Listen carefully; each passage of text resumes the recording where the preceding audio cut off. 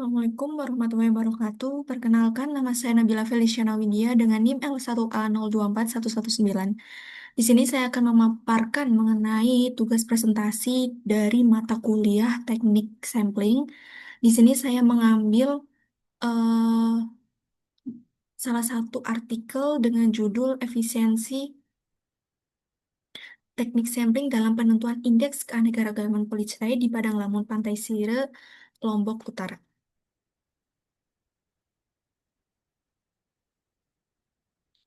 Nah, di sini next selanjutnya mengenai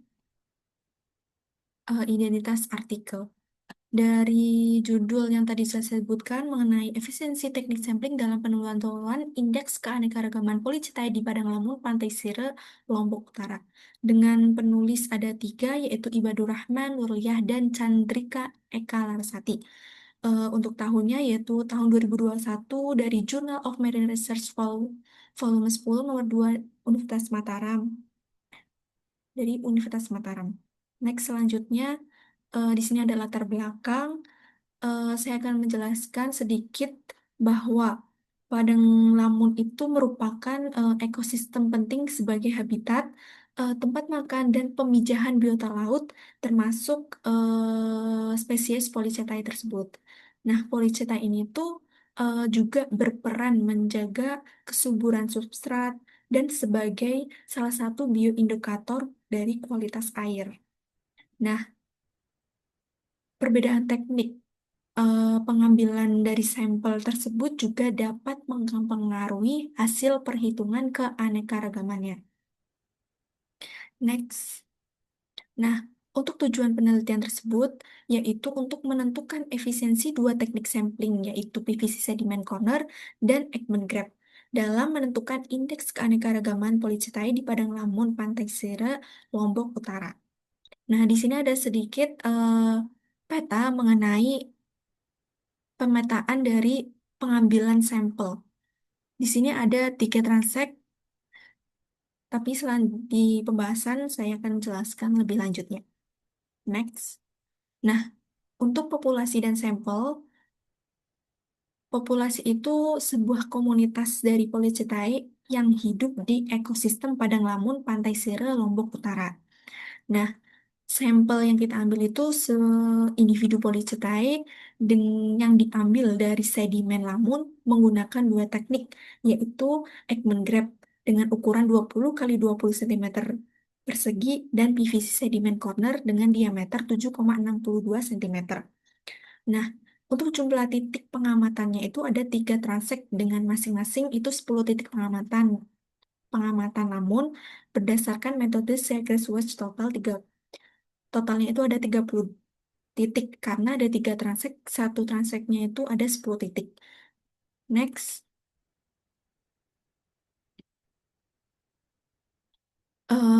di sini ada teknik sampling. Nah, teknik sampling itu kan tadi menggunakan dua alat ya, yaitu ada Ekman Grab dan sama PVC Sediment Corner. Untuk prosedurnya, di sini tentunya sedimen yang itu diambil, selanjutnya disaring dengan dengan ukuran meshnya itu 0,2 mm. Nah, selanjutnya disortir dan diidentifikasi. Selanjutnya itu ada menentukan ada indeks keanekaragaman, keseragaman, dan dominansi. Selanjutnya ada menentukan efisiensi diuji dengan menggunakan uji T independen t-test pada taraf signifikan 5%. Selanjutnya ada kita mengukur dari parameter parameter di perarian tersebut. Ada suhu, salinitas, DO, dan kedalaman. Nah, kisaran nilainya itu sudah sesuai dengan standar baku mutunya. Di sini ada juga tipe substratnya, yaitu tentunya adalah lumpur berpasir atau pasir. Nah, di sini ada tiga bahan yang digunakan untuk mengidentifikasi dari spesies Polychaetae tersebut, yaitu ada larutan formalin, dia sebagai eh, larutan pengawet, yaitu pewarna rose begal, yaitu untuk pewarnaan dari jaringan si spesies tersebut. Nah, setelah diberikan pewarnaan, akan diberikan larutan alkohol 70% sebagai penyimpanan sampelnya. Nah, setelah disimpan dan sudah sesuai, selanjutnya yaitu melalui pengamatan menggunakan mikroskop dan selanjutnya diidentifikasi. Di sini ada gambaran dengan layout sampling penelitiannya yang tadi sudah saya sampaikan bahwa sampling ini kan menggunakan 3 titik transek. Nah, dengan 50 kali 50. Jumlahnya itu ada 30 titik. Karena satu transeknya itu ada 10 titik. Ini bisa dilihat gambarannya seperti ini. Next. Untuk hasil penelitian, terdapat 5 5 lamun, 5 jenis lamun, dan 17 famili dari Polychaetae tersebut. Nah, dari lamun yang tertinggi dari jenis lamun itu terdapat yang namanya yaitu Cimodecae rotundata, dan untuk famili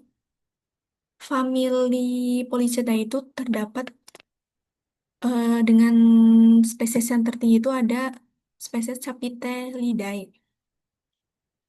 Nah, kenapa habitat jenis Cimodecae ini tuh sangat tinggi? Karena eh, spesies tersebut itu mampu beradaptasi pada berbagai kondisi lingkungan dan hidup pada substrat yang berpasir dan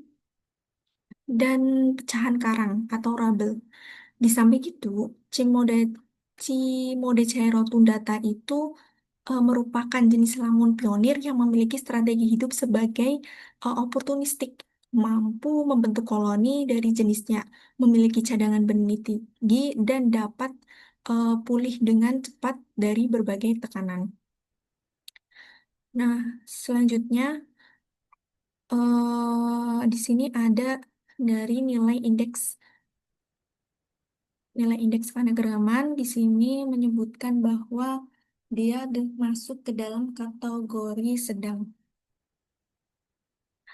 bahwa kena bahwa suatu komunitas tergolong apabila memiliki keanekaragaman jenis yang tinggi itu jika ditemukan banyak jenis dengan jumlah individu masing-masing jenis relatif yang merata. Sebaliknya, jika suatu komunitas hanya memiliki beberapa jenis dengan jumlah individu yang tidak merata, maka komunitas tersebut mempunyai keanekaragaman yang rendah. Jadi, bahwa ini termasuk kategori sedang, dia kan termasuk sedang, jadi tidak terlalu tinggi dan tidak terlalu rendah. Nah, selanjutnya ada keseragaman. Nilai indeks keseragaman yang tinggi itu terjadi jika jumlah individu yang hampir genap di suatu lokasi. Sebaliknya, keberadaan spesies yang dominan akan menyebabkan nilai indeks keseragaman yang rendah. Jadi, kenapa ini kita kategori nilai tinggi? Mungkin jumlah individunya itu hampir genap di suatu lokasi. Selanjutnya ada dominansi. Nah, indeks dominansi itu ini berkisar antara 0,26 sampai 0,29 yang tidak terdominansi.